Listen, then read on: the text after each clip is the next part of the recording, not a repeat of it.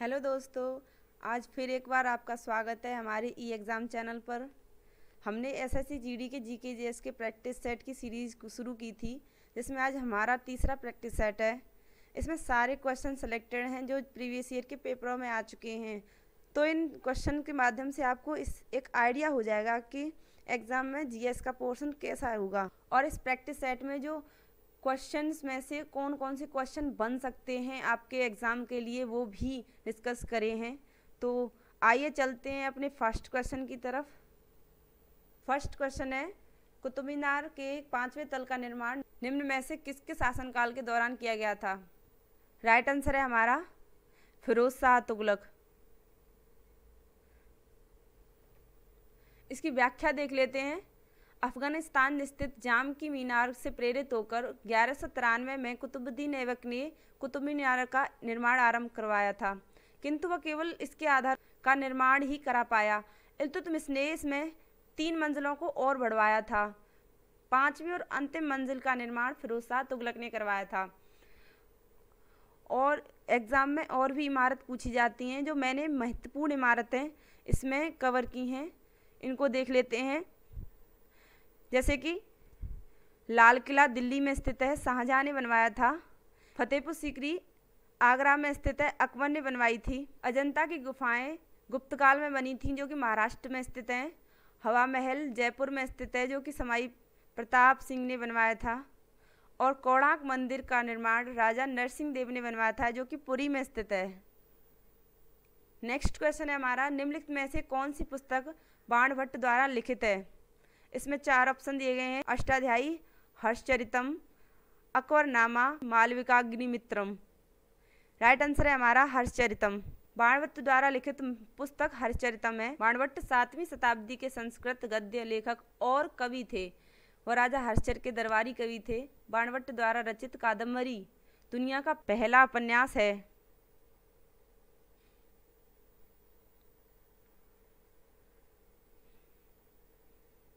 Exam में book और author भी पूछे जाते हैं, जो कि मैंने महत्वपूर्ण हैं, जो बार बार रिपीट होते हैं एग्जाम में, वो कवर किए हैं। अकबरनामा, जो कि अबुल फजल ने लिखी है। बुद्ध चरित्र के रचयिता अश्वघोष जी हैं। महाभाष्य के रचयिता पतंजलि हैं।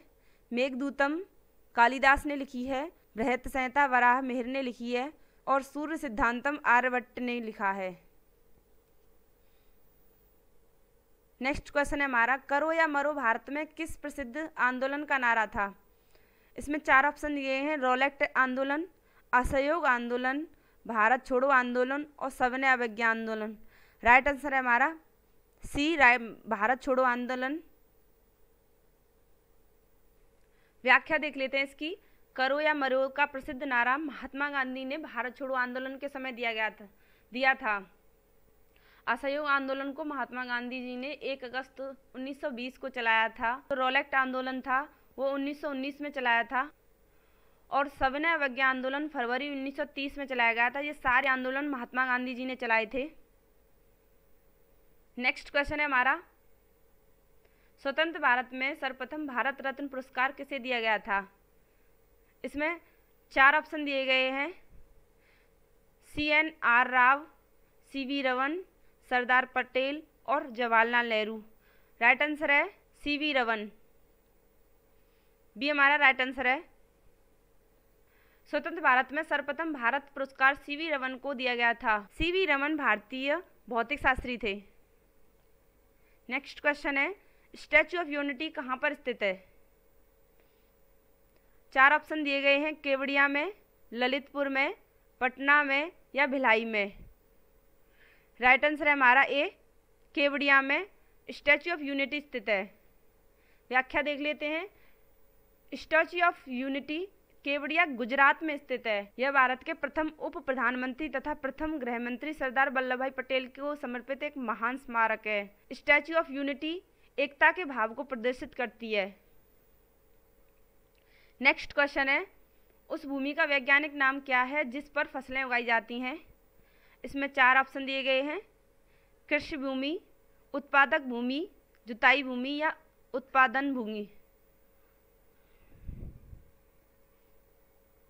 सॉरी, ये 2 बार लिख गया है। ए हमारा राइट आंसर है कृषि भूमि, कृष्य भूमि। कृषि के संदर्भ में कृषि भूमि उस भूमि को कहते हैं जिसका उपयोग फसल उत्पादन के लिए किया जाता है, जिसमें वार्षिक फसलें उगाई जाती हैं। निम्नलिखित में से कौन सा चुनाव आयोग का महत्वपूर्ण कर्तव्य नहीं है? 4 ऑप्शन दिए गए हैं। चुनाव का निरीक्षण, स्थायी चुनाव न करना, प्रत्यक्ष चुनाव या चुनाव का संचालन या नियंत्रण। राइट आंसर है इसमें बी, स्थायी चुनाव न करना।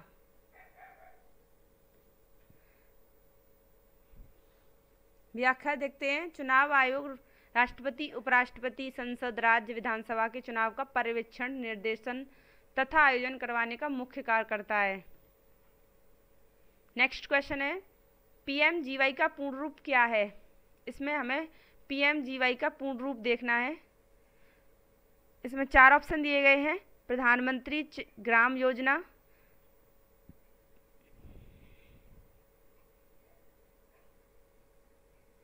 प्रधानमंत्री ग्रामोदय योजना, प्रधानमंत्री गुरुकुल योजना या प्रधानमंत्री गरीब योजना।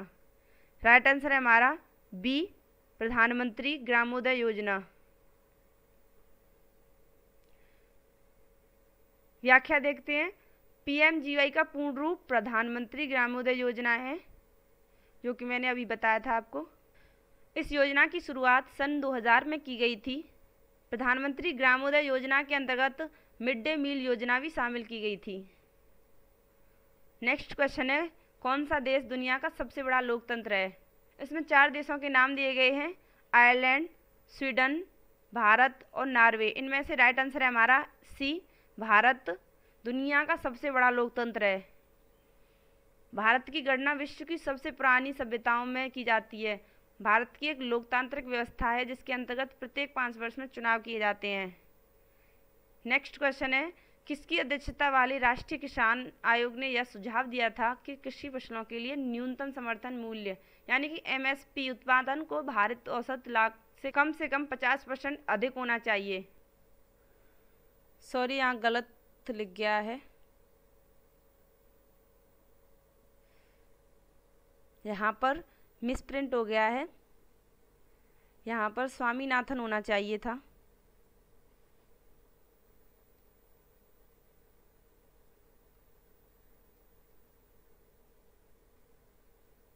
एमएस स्वामीनाथन की अध्यक्षता में यह सुझाव दिया गया था। व्याख्या देख लेते हैं इसकी। वर्ष 2004 में केंद्र सरकार ने एमएस स्वामीनाथन की अध्यक्षता में नेशनल कमीशन ऑन कॉमर्स का गठन किया था। इस आयोग में अपनी 5 रिपोर्ट का प्रतिवेदन किया था। रिपोर्ट की प्रमुख बिंदुएं हैं, कृषि को राज्य सूची के बजाय समवर्ती सूची करने की है, जिससे केंद्र व राज्य दोनों किसानों की मदद के लिए आगे आए और समन्वय बनाया जा सके। अगला बिंदु है, फसल उत्पादन कीमत से 50% ज़्यादा किसानों को मिलना चाहिए। और नेक्स्ट बिंदु है, किसानों को कम दामों में क्वालिटी बीज उपलब्ध कराए जाएं। नेक्स्ट क्वेश्चन है, बैंकिंग के संदर्भ में सीटीएस के लिए एक संक्षिप्त रूप है, यानी कि इसमें सीटीएस का पूर्ण रूप पूछा गया है। राइट आंसर है बी, चेक ट्रकेशन सिस्टम। एक छवि पर आधारित चेक क्लियरिंग सिस्टम है जो भारतीय रिजर्व बैंक द्वारा चेक की तेजी से क्लियर करने के लिए किया जाता है। नेक्स्ट क्वेश्चन है, केलकर समिति 2015 में किससे संबंधित है? इसमें 4 ऑप्शन दिए गए हैं। बैंकों के विलय से, निर्धनता रेखा के निर्धारण से, अवसंरचनात्मक विकास के पीपीपी मॉडल से या जीडीपी की गणना से। तो इसमें राइट आंसर है सी, अवसंरचनात्मक विकास के पीपी मॉडल से केलकर समिति 2015 संबंधित है। केलकर समिति के बारे में जान लेते हैं। भारत में विद्यमान सार्वजनिक निजी साझेदारी यानी कि पीपीपी मॉडल का समग्र अवलोकन और लक्षित मूल्यांकन करने के लिए भारत में केलकर समिति का गठन किया गया था। जीएसटी को केलकर समिति की सिफारिश के आधार पर पारित किया गया था। इसके लिए संविधान में संशोधन किया गया था। नेक्स्ट क्वेश्चन है, किसके कारण खसरा की बीमारी होती है? वायरस के कारण, कवक के कारण, बैक्टीरिया के कारण या अमीना के कारण? तो राइट आंसर है हमारा ए, वायरस के कारण खसरा की बीमारी होती है। दाद, खाज, गंजापन कवक के कारण होता है। हैजा विब्रियो कोलिका बैक्टीरिया के कारण होता है। पायरिया और पेचिस जैसी बीमारियां अमीबा के कारण होती हैं।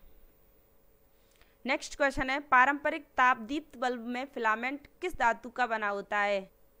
इसमें 4 ऑप्शन दिए हैं। लोहा का बना होता है, तांबा का बना होता है, या टंगस्टन का बना होता है, या प्लेटिनम का बना होता है। राइट आंसर है हमारा टंगस्टन। ऑप्शन सी हमारा राइट आंसर है। पारंपरिक तापदीप्त बल्ब में फिलामेंट टंगस्टन धातु का बना होता है। व्याख्या देख लेते हैं।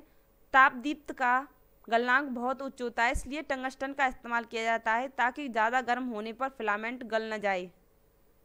नेक्स्ट क्वेश्चन है, निम्न में से कौन थानी प्रणाली का उदाहरण है? इसमें 4 ऑप्शन दिए गए हैं।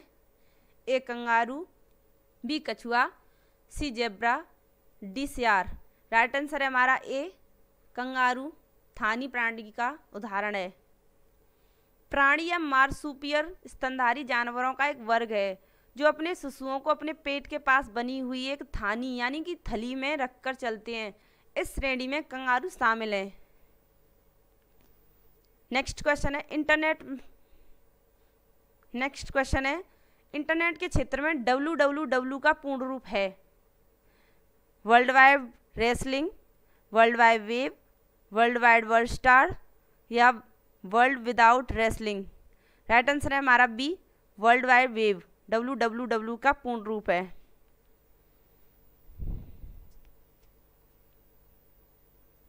व्याख्या देखते हैं इसकी।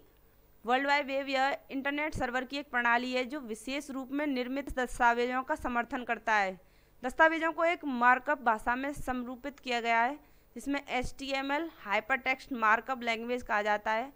HTML जो दूसरे दस्तावेजों का लेखन दर्शाता है और साथ ही ग्राफिक्स, ऑडियो, वीडियो और फाइलों का समर्थन करता है।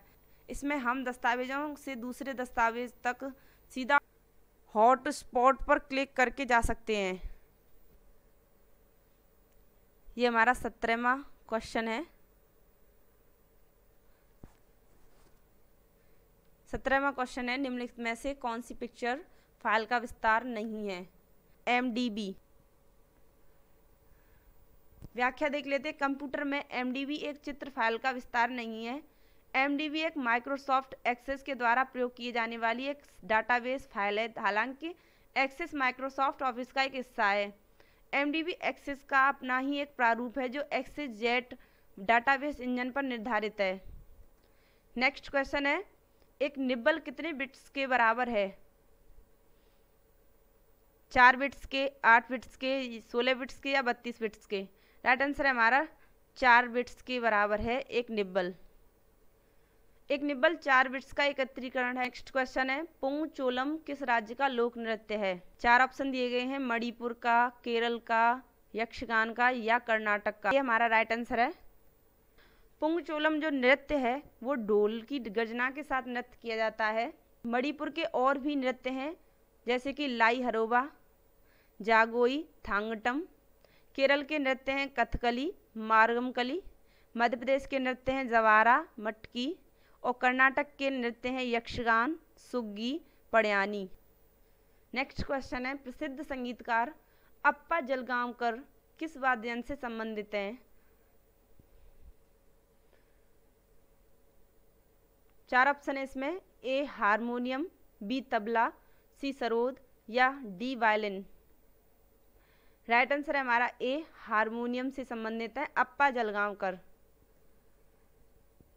इसमें और वादकों के नाम भी मैंने कवर किए हैं जैसे कि हारमोनियम वाद्य के तुलसीदास बोरकर और नुसरत फ़तेह अली खान वादक हैं।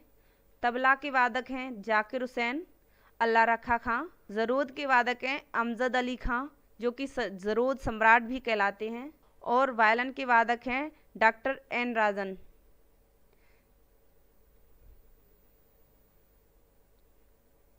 मैंने इस प्रैक्टिस सेट में टोटल 20 क्वेश्चन डिस्कस किए हैं। इनमें सारे सब्जेक्ट कवर किए हैं और एग्ज़ाम में आने वाले क्वेश्चन के बेस्ड पर हैं ये सारे क्वेश्चंस, और इनमें मैंने महत्वपूर्ण बिंदुओं को भी कवर किया है।